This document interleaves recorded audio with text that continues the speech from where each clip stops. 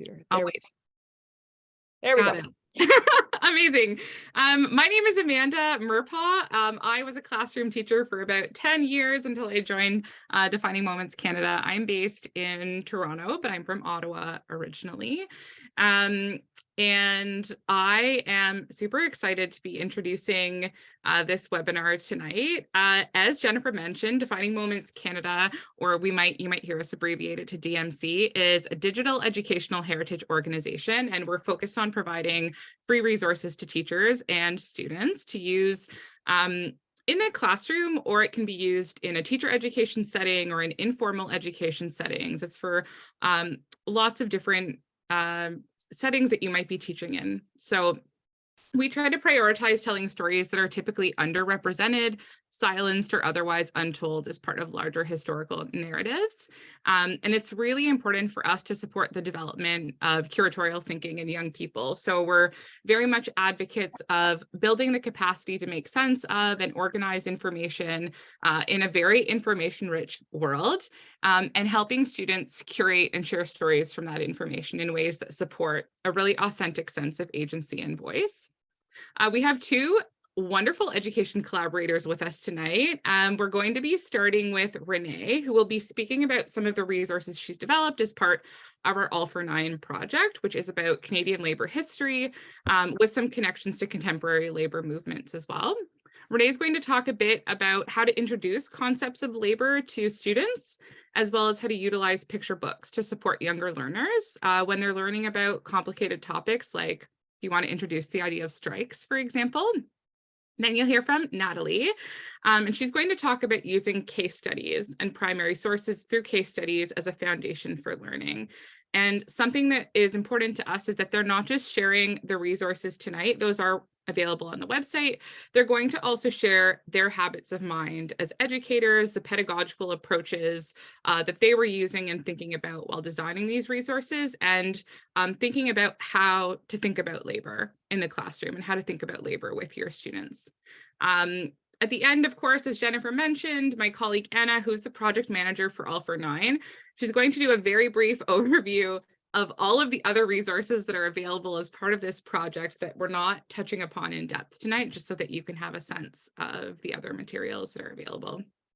Anna will also be sharing visuals during the presentation. So when I'm done talking and Renee takes over, she'll be sharing some visual support for what's being explained in the presentations. And then at the end, we'll have about 15 minutes for questions and conversation, but I will drop my email in the chat when I'm done introducing myself, and you are welcome to email me anytime. I would be happy to chat more or to connect you to our educators if you'd like to chat with them about something that you heard or saw tonight that you want to follow up on. I'm going to introduce the webinar in French as well. The webinar will take place in English, but we do have some folks here who are more comfortable in French. I'll introduce it in French, and then if there are any questions, I can take them in French at the end as well. So thanks so much, and I'm looking forward to chatting with you at the end of the session. Bonjour tout le monde, merci beaucoup de vous joindre à nous ce soir. Moi, je m'appelle Amanda, je suis responsable de l'éducation chez Moment Déterminant Canada, or Defining Moments Canada. Nous sommes un organisme qui s'occupe du patrimoine éducatif numérique. On fournit des ressources gratuites aux enseignants et aux élèves pour utiliser en salle de classe. Notre priorité est de raconter des histoires qui sont généralement sous-représentées, passées sous silence ou qui n'ont pas été racontées dans le cadre de récits historiques plus vastes. Il est vraiment important pour nous de soutenir le développement de la pensée curatoriale chez les jeunes, donc la capacité à donner un sens à l'information, organiser l'information dans un monde qui est vraiment riche avec les informations, et aussi à partager des histoires à partir de cette information d'une manière qui favorise vraiment une voix authentique auprès des élèves. Ce soir, je suis vraiment heureuse d'accueillir deux de nos collaboratrices d'éducation. Elles vont partager des ressources du projet All for Nine, ou Tout pour 9, qui porte sur l'histoire du travail au Canada et les liens avec les mouvements syndicaux contemporains. Tout d'abord, ça va être Renée. Elle va vous parler des approches permettant d'introduire les concepts du travail en salle de classe, mais aussi d'un livre d'images pour aider les jeunes à comprendre des sujets plus complexes. Le livre, c'est The Day the Crayons Quit, mais il est aussi disponible en français sous le titre Rébellion chez les crayons. Ensuite, Nathalie vous parlera de l'utilisation des études de cas historiques présentant des sources primaires comme base et comme lancement à l'apprentissage. À la fin, ma collègue Anna va conclure avec un aperçu de nos matériels disponibles dans le cadre du projet. Et on va terminer avec des questions. Probablement, on espère 15 minutes. Alors, n'hésitez pas de me poser des questions en français, soit à voix haute ou dans le chat, ou je vais donner mon courriel aussi pour que vous puissiez m'envoyer un message si vous voulez. René et Nathalie vont présenter en anglais, mais juste pour que vous le sachiez, toutes nos ressources sont disponibles en français sur le site web aussi. Alors, le matériel qu'elles vont présenter, tout est là en français sur le site web et je vais déposer le lien dans le chat en français pour que lorsqu'Anna présente son écran en anglais, si vous voulez voir le site web en français, c'est possible pour vous de faire ça en même temps. Je pense que c'est tout. Je vais passer à René, mais merci beaucoup d'être ici avec nous ce soir et je vous reparlerai à la fin. Alors, Renee, we're going to go on to you, and Anna's going to share her screen now. I will drop my email and the French website link in the chat. Thanks, Amanda. As Amanda mentioned, my name is Renee Allen. I'm a writer and an educator based in Toronto. And before I kind of start delving into the different aspects of the educational resources that I've worked on, I wanted to share something that's kind of a really good representation of, I feel like, myself and my creative process. So in the chat, it should be there now. You'll notice a meme of a person with quite a few pieces of scattered paper on a board connected by lots of different red lines, and it's a combination of colors and papers and what seems a little bit chaotic, but it's definitely an accurate representation of the ways that I like to kind of conceptualize my lessons. I think for me, I always kind of view learning as less of a linear process and more of a continuum. I always like to branch out of, I guess, the traditional three-part lesson, because for me, I really like to co-create my learning experiences with my students and really try to center all of their different perspectives and the ways that they add value in the classroom. And I think for myself, my identity definitely informs all of the different work that I do, especially as a Black woman who immigrated to this country from Jamaica. So much of my experiences aren't always centered in a Western-centric way. Growing up in Jamaica, I have so many different rich experiences that I definitely bring to the work that I do. And even in my day job, I'm not kind of working in a traditional classroom. I work as a curriculum specialist, which is really a fancy way of saying I really dissect the curriculum and I try to provide support for the ways that we can really enhance learning experiences for students, particularly from an equity perspective. And it's really important for me to try and decenter myself as an expert in the classroom, because as I mentioned, I feel like students have so much to offer us, because learning should be more of a reciprocal exchange. And I really try to cultivate an environment where they feel safe and they can assert their autonomy and their agency. So we're going to go a little bit into the first teaching tool that I actually developed for this project. It's called An Introduction to Labor. And I thought it was really important to essentially focus on what it is that I guess labor is, mainly because there's so many different ways that we can kind of conceptualize and think about labor. We can think about it from the perspective of, for example, a farmer that's tilling the land and actually cultivating our food. We can think about it in terms of a day-to-day process where we're kind of producing labor in, I guess, a capitalistic system. We think about labor in less conventional ways in terms of folks who might be just doing work around the home or anything that you really put effort and energy into. And I thought it was really important to kind of have an opportunity for students to unpack what it means to do labor and to perform labor. And I thought that provided a really great starting point. So to start off this particular lesson, there is an overarching question slash a two-eyed seeing connection, which is what does it mean to produce labor collectively?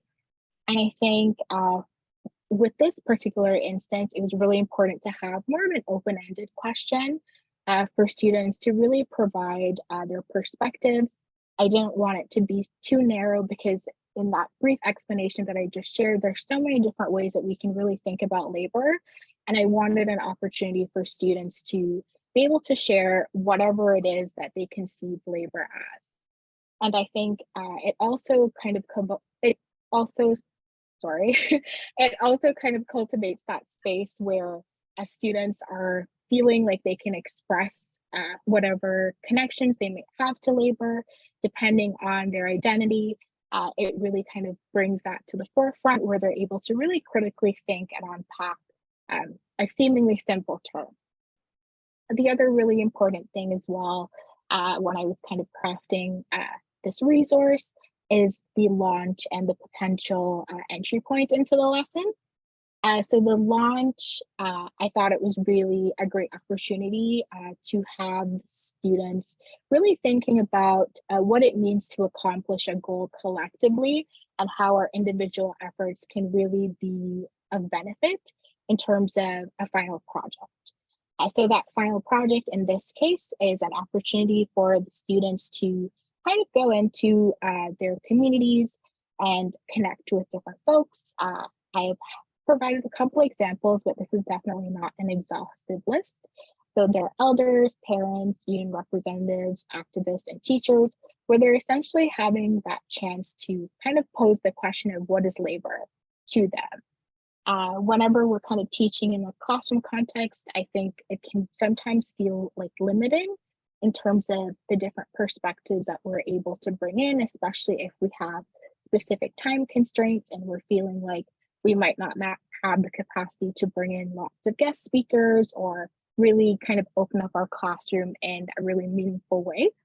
And I think this kind of helps take down some of those traditional walls that exist in the classroom and opening up to our broader community where they're able to share their different perspectives. And I think what's really great about this as well is students have the opportunity to use multimedia elements.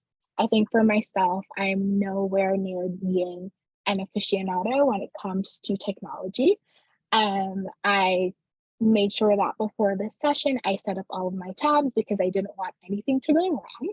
And I think one of the strengths of our students, particularly those that really enjoy using technology, they can really provide even learning for us in terms of the different tools that they might use.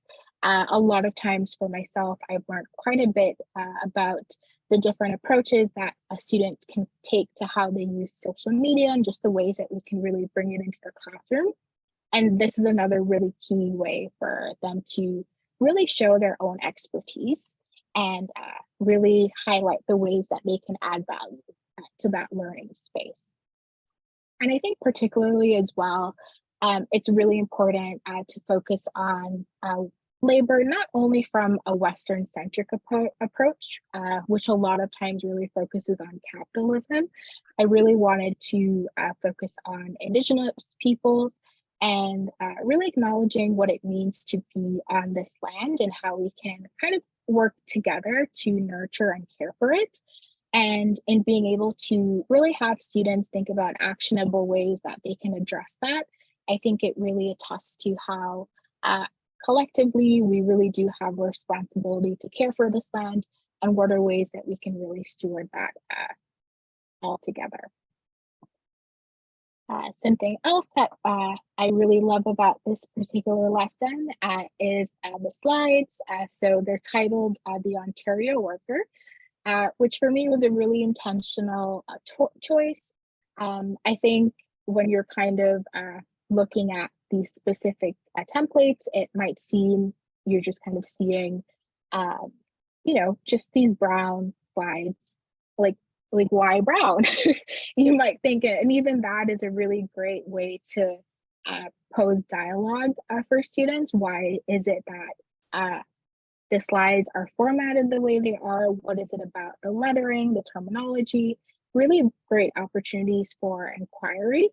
And one thing to note is a lot of my rationale behind why I chose this particular format in terms of the Ontario Worker is because it alludes to the really pivotal role that the newspaper, the Ontario Workman, played in the establishment of the 9-hour movement. And it really shows just the value of the press because at some point in my life, I was also working as a journalist, so I always kind of tried to draw connections to newspapers and all of that. So it really provides an opportunity for students to examine what it means in terms of the written word and its value. So even within the little choices that we make in terms of the templates that we're choosing and how we kind of cultivate these learning experiences, it all really adds to the ways that our students are going to be experiencing our lessons. And the last thing that I'll kind of focus on for this particular slide is the working definition of labor. So one thing that was really important to me for this was to try and find ways that I can really invite, as I mentioned, student participation. I really wanted it to be a meaningful experience where students can share what it is that they kind of conceive of the term labor. I really like puns as well. So even the term working definition of labor, that's quite a bit to unpack as well. And I think just, again, bringing in more of that multimedia element where they have that opportunity or that choice of using a Google Jamboard and they're able to interact and use sticky notes. And I think Jamboard is such a great tool because it not only lends itself to text, but you can use pictures and images and memes, as I love. But I think it's, again, another great opportunity to really open up the ways that we can provide participation opportunities for our students, because no two students learn in the same way, and just having as many entry points as possible really extend our ability to really cater to the different strengths of our students. So now I'll kind of move on to the next resource, which is Stripe. So a little background about this particular one. So Strike. It's, again, alliteration. So I really do like to kind of play around with the ways that I use words. And even when you're reflecting on the title of these, again, it's a really great opportunity to really pose this to students and even ask, just based on making inferences and making connections, why do you think it might be called strike? What are the things that we might be learning? It's a great opportunity to really pose those initial questions and just be able to authentically introduce the lesson. One thing that I really enjoyed about this particular lesson is its connection to the book, The Day the Crayons Quit. And in this particular book, if you're unfamiliar with it, it focuses on a series of crayons who they are in a crayon box, and they are fed up with their working conditions. Some crayons feel like they're being overused, others feel like they're being underused. And it's a collaborative effort where they all decide that we've had enough, no more, we are going on strike. And at the end, they are able to reach a consensus with the child that is their owner. And they're able to, I guess, in a way, have their grievances settled, which is a really great lesson for students to learn in terms of what it means to go on strike, and what it means when you have reached a point where you feel like your efforts aren't valued, and what are the ways that you can essentially advocate for yourself. And I think what's one thing that's really important to remember about children's literature As for myself, my background is as an elementary school teacher. Children literature, it definitely is not only for children. I think it always kind of provides a great chance for students of all ages to really have that kind of foundational understanding of really overarching or bigger concepts. And for this particular lesson, which, as I mentioned, focuses on the book, there are quite a few different things that it kind of focuses on within the book in terms of there's a breakdown of the different characters, their connection to the 9-hour movement, as well as their connection to current labor movements. So the great thing is that there's so many different ways that you can really use this resource. You can definitely tailor it based on your student's specific needs. So I think that's definitely very beneficial with any of these resources that we've really curated. They're not really meant to be used in, I guess, one way. They're definitely open to interpretation, and you can always take them and adapt them based on what your students need. And another thing that I really do enjoy about this particular lesson is this launching the learning section, which I alluded to briefly, where I mentioned all the different entry points that I kind of cultivated that students might use. So for example, the first one, which is the teaching tool and introduction to labor, which is a connection to the tool that I just spoke about. So that kind of provides just a baseline understanding of what labor is. So students are able to kind of all be on the same page in terms of their understanding of labor and what it means to them, as well as in the context of the 9-hour movement. And another one is just a series of discussion questions, which are more so, I guess, kind of a starter pack. They're definitely not exhaustive. They can really be built on. And I think it's more of an opportunity for students to really even pose their own questions and really create lots of different other questions as well. Because I think as someone, for example, like myself, I ask quite a few questions at all times. And I think asking questions might be like a very simple way to kind of introduce an activity, but it's a really great way for students to really unpack some of those, I guess, seemingly simple aspects of a book. So like I mentioned, a really great way to start off might be to just kind of look at the cover of the book, kind of posing questions in terms of, what assumptions might you make about the story, what connections might you have to the particular characters, and they can really be connected to not only the book as well, you can also make connections to a lot of the labor movements that are happening in present day. And I think, again, it really provides that authentic opportunity for students to assert their autonomy and share their perspectives. Students definitely have a lot to share, and they definitely shouldn't be limited in terms of how they express themselves. So even when, for example, facilitating a discussion, maybe you have a classroom where your students aren't necessarily, they don't necessarily like to be vocal and more of a group setting. Maybe they enjoy journaling. Maybe they're kind of writing letters about the crayons, because an aspect of the book is where the crayons, once they've quit, they kind of formally let their employer or the main character know why it is that they quit in these letters. So I think it's really important to tailor any of these different aspects to your specific learners. And then another thing that's really important as well is setting the task. So for this part, I thought it was really important to kind of connect that kind of cross-curricular connection, and also really applying it to that real world application.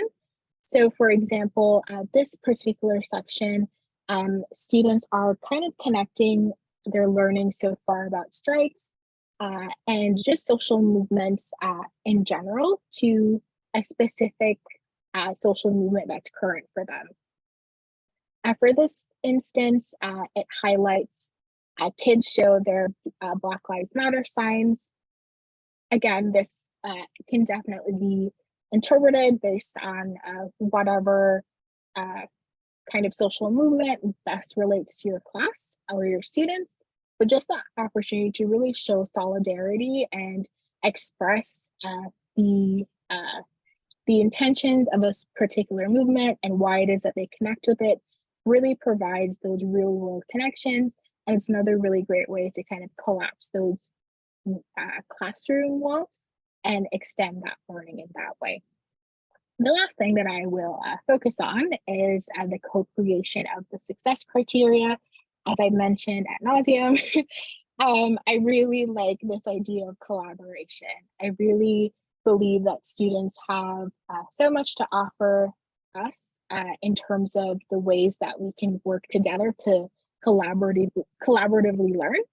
And in this instance, when we're kind of creating the success criteria together, I think it provides them an opportunity to really discuss what are things that are important for them in terms of how they're being assessed and the things that are major takeaways for them within the learning experience. So instead of kind of coming with this pre-done rubric where we're kind of telling students, these are the things that are really important for you to learn, they have an opportunity to really decide with some prompts, of course, if that's the support that they need, to really decide what's important for them. So that's it.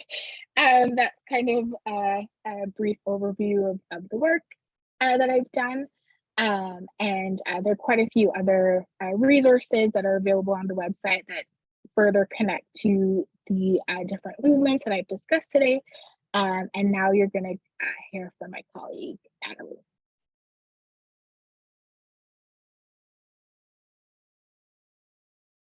Wonderful. Thank you so much, Renee. That was so wonderful just to hear Renee speak, because I love, we're a really collaborative team at Defining Moments, and I'm really privileged to be able to work with these wonderful folks. So hello, everyone. My name is Natalie. I'm coming to you from Edmonton, Alberta, and I'll recognize that I'm very privileged to be here on Treaty 6 territory, which is also the home of the Métis Nation of Alberta as well. And also the heading to Game 5 Edmonton Oilers, as you know, we have to mention that, of course, as well. So in my day job, I am the Structured Educational Experiences Coordinator at Fort Edmonton Park, which is a wonderful, fantastic living history museum that's here that extends across and represents the 4 eras of Edmonton's early history, in addition to the Indigenous people's experience, which was developed with memorandums of understanding with the Treaty 6 First Nations, in addition to the Métis Nation of Alberta. So my background is coming from from a museum background as well. So I have throughout my time at Fort Edmonton Park, I've also worked with the British Columbia Museum Association as an education consultant, developing online resources for teachers to be able to bring an unorthodox way of inquiry-based learning into their classrooms. In addition, I've been part of the Alberta Museum Association for their faculty of certificate museum studies, educating on public programs. So my great focus is, how are we developing experiences and learnings that are happening outside of the classroom, and where a place like a museum is the classroom as well. I have a Master's of Arts in History from the University of Ottawa. I did grow up in Ontario, so I'll mention that as well. And also I have a Bachelor of Arts in History from Wilfrid Laurier, and I'm just wrapping up a certificate in informal learning from Oregon State. So my passion is being able to expand what our knowledge is of how we can bring not just historical, but so many ways of knowing into our psyches as both little learners and big learners of so many different walks of life. And a museum and a place like Defining Moments Canada can provide that platform. So that's a lens into my pedagogy. I think really lends itself to how I spend my days as well. Is that I want to be able to create hands-on connected learning experiences that is going to be, firstly, we're reading these particular pieces of information on the screen or on the page, and then how are we bringing that information into the real world and with each other as well. Our friends at the beginning spoke about the PTSD of Zoom and all of that online learning, but I think this is not necessarily, I think that's provided us so much opportunity to be able to expand what our definition of learning in a classroom is. And this is just one avenue to do that. So my focus has been using inquiry-based pedagogy to drive student-centered learning and focus learning and engagement. So we're, again, reading the particular information on the screen, but then I'm also encouraging and empowering and giving agency to the teachers and their students to be able to bring that into their classrooms and collaborate and discuss together. So for example, journaling is a large component of that. And that's something that I'll get into when I get into the case study. Is discussion can happen both with our own minds and also with our peers around us too. So another focus I have within each of my case studies is being able to focus on group and also project-based aspects. That's a huge pinnacle of inquiry-based learning, is taking the information that we've just experienced and absorbed and bringing it into a project-based environment so that we're able to make those critical learning connections in a larger scope, which is just such a important part of a continuum of learning, as Renee mentioned as well. Another anchor, which comes from my museum background, is being able to bring object-based learning into the experience. So object-based learning to me can equal artifacts, it can equal archival photos, it can equal oral histories, which I'll go into in just a minute. So one of the frameworks for here of our Great Western Garment Company and women factory workers is I wanted, as Defining Moments has with their values, elevate the voices of individuals and figures from history that may not be part of our scope and our normal trajectory of how we're experiencing history, maybe from our previous educational experiences. So that really came into the decision to select the Great Western Garment Company, which was based here in Edmonton, into the focus. So that's also a focus of mine when working with these case studies, is elevating the Western Canada historical side and working with our partners with that. So in this case study, learners got to engage within a predominantly female factory workforce and experience just how different it was than what might have been the experience of male union workers or other fields that were primarily employing male workers at that time. And something that is an important thing when we're examining history is that is not just his story, but also her story as well. And that's an important part of why within our case studies, we do a case study overview so that students and teachers engage in really the nuts and bolts of what this particular event was. And so with the Great Western Garment Company, the special part of this is that this very small workforce located at a textile factory here in Edmonton unionized under Local 20. And this was at the beginning of the 20th century, such an important and significant and really unique situation that these particular garment workers were able to advocate for. So as we're familiar, is that often females were not a part of many of the opportunities for working in the roles that are open to everyone today.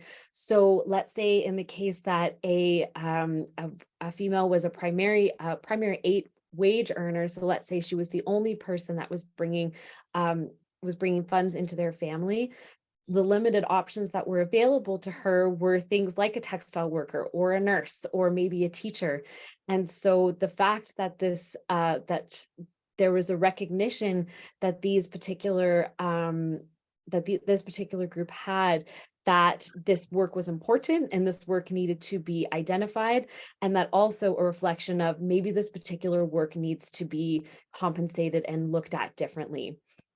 So this particular local 120 was able to advocate for better working conditions, things like the 8-hour day, things such as benefits, and also health and safety standards as well. So I'm encouraging students under our inquiry-based questions to identify, why would unions be significant for female workers? How would this particular experience be such a, why would a collective be able to be more effective in campaigning for female factory workers' rights than, let's say, an individual? This is also when I'll also point to that we have such a wonderful selection on Defining Moments Canada of other historical articles that really just tie into all of our educational resources that we're putting on our, that we're offering as well. So Howard Ackler has these wonderful articles that have to that are centered around Jews in the garment industry, in addition to the 1931 dressmakers that you can bring into your classrooms to enhance further what the educational resources are providing you with. So I also am encouraging, again, history focus as well, is bringing students and encouraging them to examine different types of what a source could be. And I focus particularly on this, on what an oral history case study could be. And furthermore, we're so privileged that we have recorded interviews of former workers of the Great Western Garment Company, which is so special. I'll make a special mention too, is that the Alberta Labour History Institute, along with Catherine Cole, who's one of the education consultants, or one of the historical consultants with them, developed this wonderful project quite a few years ago, and they were such a huge source of information for myself and what we're able to provide here as well. So I also wanted to, within this particular case study, is examine also the different aspect of what a primary source is versus what a secondary source is.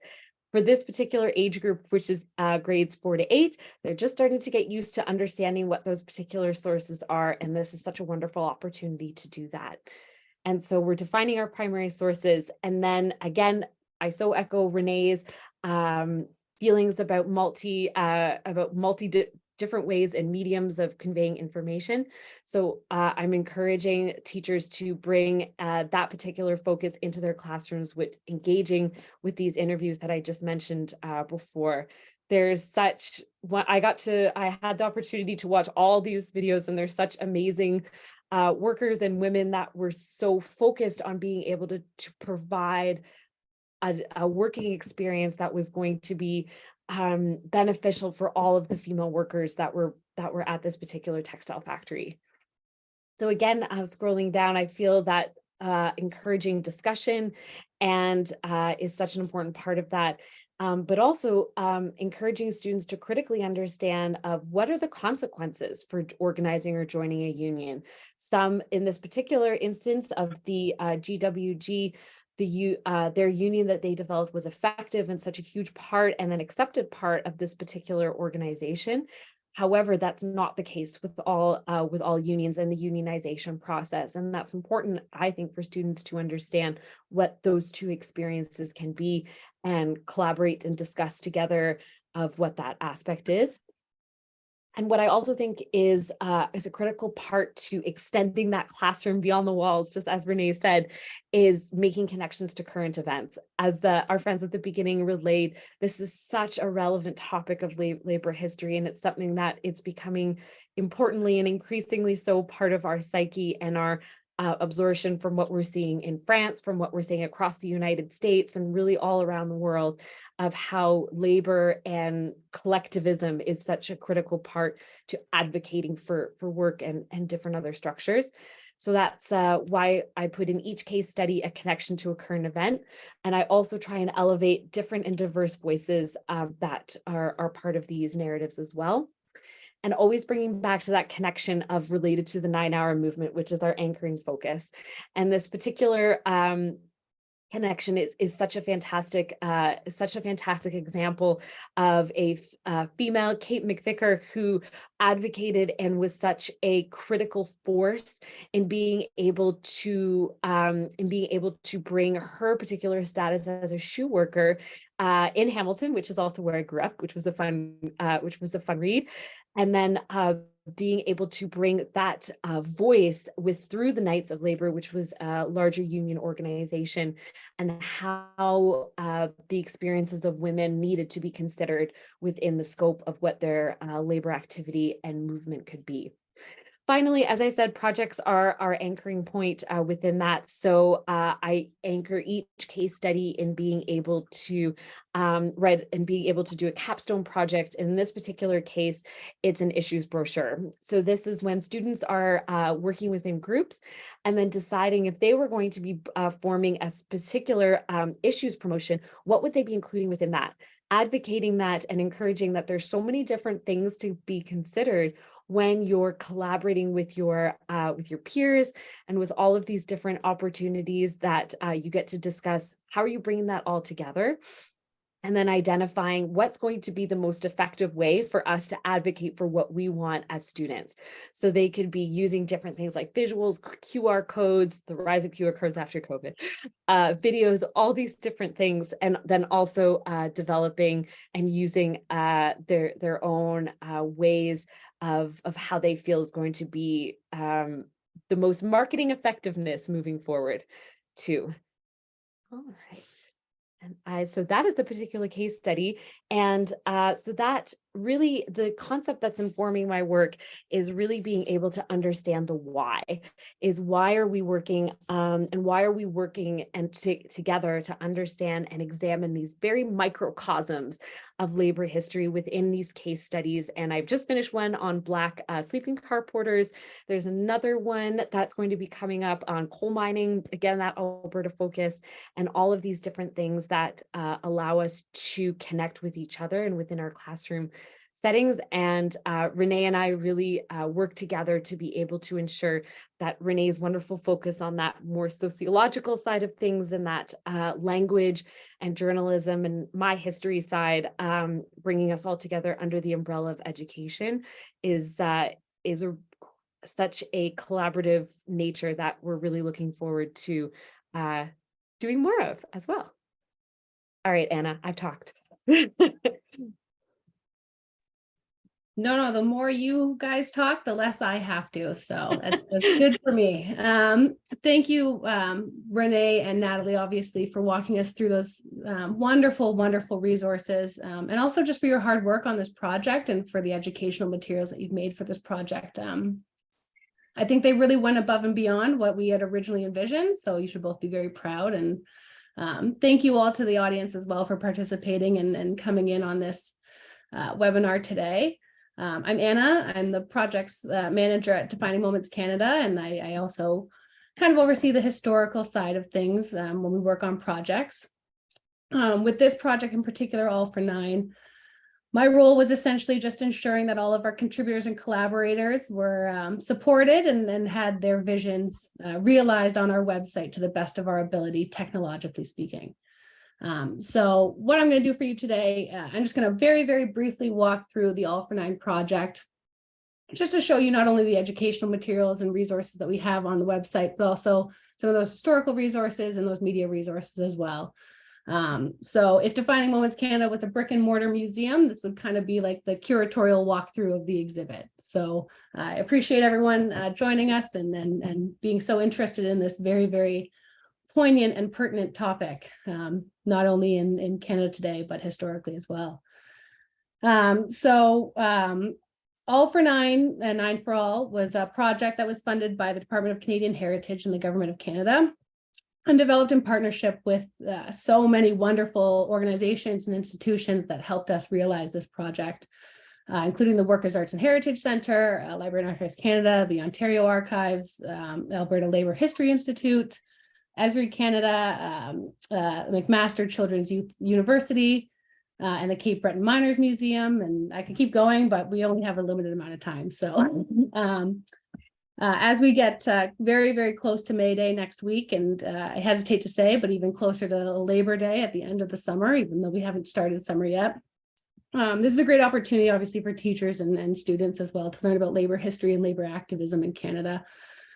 Even more so with the ongoing labor strikes and labor movements that we are seeing, obviously today within government workers, and not so long ago with teachers and nurses as well, and I'm sure more to come as well. So as Amanda mentioned, and Natalie mentioned, and Renee mentioned, all these resources on our website are available in English and French and free to access. So you can come on after we finish the webinar and go through them yourselves, and you can download the wonderful resources that Renee and Natalie have made, or you can just peruse them as I was doing on the website as well. So we try to make it as easy for people to use and as accessible for people to use.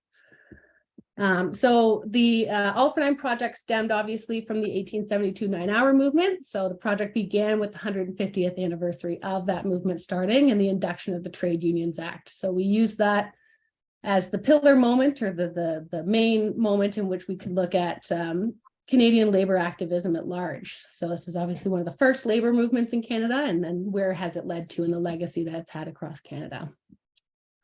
So if you come to the project page, this is what you're going to see when you first land on there.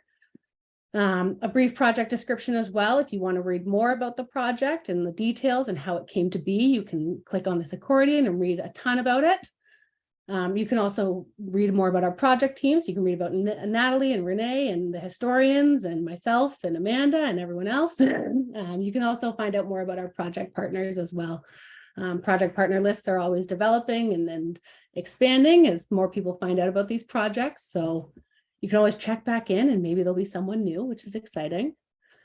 If you keep scrolling down, you can go to explore the history. This page is a compilation of all the historical articles that have been developed for the All for Nine project, which range on all sorts of topics, specifically on the 9-hour movement or just labor history and broad. So these articles and blogs and micro histories were written by our wonderfully talented historical contributors, Laurel Browens, Joseph Burton, and Robert Flueling. They all range in various levels of reading accessibility as well. There's some that are very, very casually written and more blog style, and then there's some that are a little bit more academic and a deeper dive if you really, really wanted to go deep into that history. So a ton of topics and a ton of resources that you can read here if you just want to dive into the history, or the students want to dive into the history, or find various entry points of historical intrigue on this page. Similarly, if you wanted to see all of the education resources that we've made for the project completely in a list, you could click on this button down here, and that'll just show you all the education resources that have been developed for the All for Nine project. Obviously, this is Natalie's case study of the Western Garment Company. And then if you scroll down even more, there's the crayons quit. And then Renee's also the introduction to labor. So this page here is just anything that can be used as an educational resource to support teachers, to support students as they learn about these moments, either at the very, very beginning or right at the end. If you go back to the landing page there, and you scroll down, this section here brings you the tiles of the website. So this is more of a curated experience of the resources that are available on the All for Nine project. First and foremost, we have the wonderful Dignity to Our Labor Esri story map. So this uses the ArcGIS technology of Esri Canada. And it showcases Canadian labor movements from 1872 all the way to the present, looking at labor movements across Canada. Every province and territory is represented here, and we hope to expand on this map and add even more, because we know we've only kind of just scratched the surface here. But you can click on any of them and there'll be a little descriptive blurb that will come up, and you can read all about it here. Some videos will be embedded as well, and you can just, this is essentially a place to really start your learning and to really dive in. The nice thing as well about this map is we try to make it very engaging and exciting. So there is an audio that plays if you really want to immerse yourself in the vibes of labor history and labor activism. I'll play it for a second because it's really just dock workers and workers, but it's kind of a neat feature.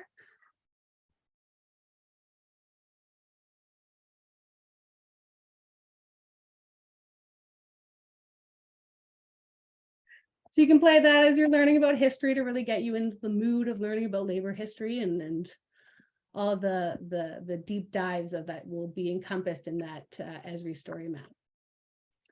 Here on this tile, if you wanted to get introduced to Canadian labor, this is just very introductory lesson plans, a lot from Renee, but as well from our historian Laurel Browens. And it really just kind of really gets to the very, very introduction. So some infographic intros, which give you just term definitions to really just get you started. This strike and lockout 101. So this is a big resource that we're finding people are very intrigued about recently. Answers questions like, what is a union? What is a strike? What is a lockout? Can you be forced back to work? What happens to your pay when you are on strike? What happens when you're on strike? What's the order of the schedule, so to speak? So that's a great resource as well. And just essentially just the beginnings that you would need to learn about the concepts of labor, definitions of labor, that sort of thing. This tile here is Workers' Arts and Heritage Center video series. So we collaborated very, very intensely with WAC, and we were very, very delighted to have them on the project. But this is a video series that looks at labor history through artifacts, labor history through art and activism and art forms, and then labor history through the places. So if you click on these, they'll bring you to videos about artifacts specifically related to the 9-hour movement, modern conceptions of how art and labor activism can work together to get out messages and to share a platform. And then as well, just a walking tour of Hamilton, and then the 9-hour movement done by two of the historians, from WAC, who came recommended to us from WAC. So these are great resources as well. Right below that as well, we have the labor history with Labor Girls, sorry. So Laurel Browens is one of our historians, but she's also a quite well-known Twitter labor activist, I guess I could call her. You'll find her on Twitter at labor_girl, and she obviously tweets a lot about labor issues in Canada. She collaborated with us for the All for Nine project and has written a series of very, very accessibly written and very easy to absorb pieces on these big pivotal moments in Canadian history related to labor activism. So you can read all of her pieces there. She also was the one who wrote a lot of the text for the Dignity to Our Labor story map from Esri. So we're really excited to have that tile there. If you clicked on this tile, this would be all of Natalie's case studies. So we've got the garment workers here. Natalie did another fantastic piece on the 1988 nurses strike in Alberta. So you can look at this case study. And then, as she'd mentioned, she has 2 more coming out. So check back in with that tile and you'll see some other wonderful resources coming out as well. And then second last, we have the 9-hour movement graphic illustrated series. So if you are like Natalie and like Renee and like myself, in that you love visual learning, this might be the tile for you as well. The interesting thing, or maybe it's not for people who know the history really well, but the 1872 9-hour movement didn't have a lot of photographs taken, and there wasn't a lot of videos happening either. So we were limited in terms of the archival and the visual components that we usually like to enjoy for historical projects. So we've had the wonderfully talented Dr. Matthew Barrett, who does illustrative history, create a series of essentially comic books explaining the history of the 9-hour movement. They're very, very visually stimulating. They're very, very exciting, and they're very, very easy to connect to and very absorbable in these small little chunks. But wonderfully, wonderfully done. Looks at all sorts of different themes, and then soon will be available in a downloadable booklet. So you can have the whole thing downloaded and you can read it offline as well. So we're really excited about that one. And the last tile on the main landing page, unfortunately only available in English at the moment. This is from our partners over at WAC, who they themselves have also done a bit of a story map. And this is just a very, very detailed walkthrough of the 9-hour movement in Hamilton. And you can click on some of these other hot spots, I guess, of the movement and walk through, and they have all their archival sources there. So another great, great resource. And we're just really, really happy to have just an abundance of tools and resources and historical articles to point to. And the best part about DMC is that we're very collaborative and we're all very passionate about the work that we do. So we like to develop historical and educational and media resources right up until the last day of the project, and sometimes even well past.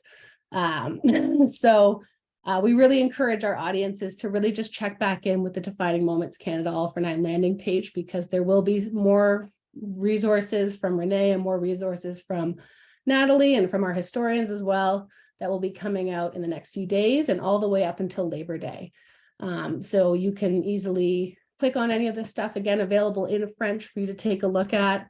Just give you a quick peruse of the French side of the website. So basically exactly the same, just in French. So, so we encourage you all to just check in, and yeah, you can expect more content coming out from us all the way up until Labor Day. We've got some French first content coming out, hopefully in the next month or two. So that will be using a Quebecois understanding and a Quebecois experience to labor, written by a Francophone educator. So she's developing those lesson plans now with a French first perspective. And then we also are collaborating, as I'd mentioned very early on, with the Cape Breton Miners Museum, who are going to be composing us a little piece about some experiences of labor activism out east. So we are very, very excited and very honored and privileged to have the partners and the collaborators and the contributors that we do. And without them, these project landing pages would look a lot more bare. So we're very, very grateful to everyone who's contributed. And again, check in when you have the time. And thank you again all for tuning in. Thanks so much. Thanks so much, Anna. Did you want to stop sharing your screen and then we can all look at each other while we do the Q&A? Mm-hmm. Thank you so much. I would love it is 8 o'clock Eastern time, which I know is the time we said we would end. So if folks need to go, by all means, but I think we're going to stop the recording now before we do the Q&A.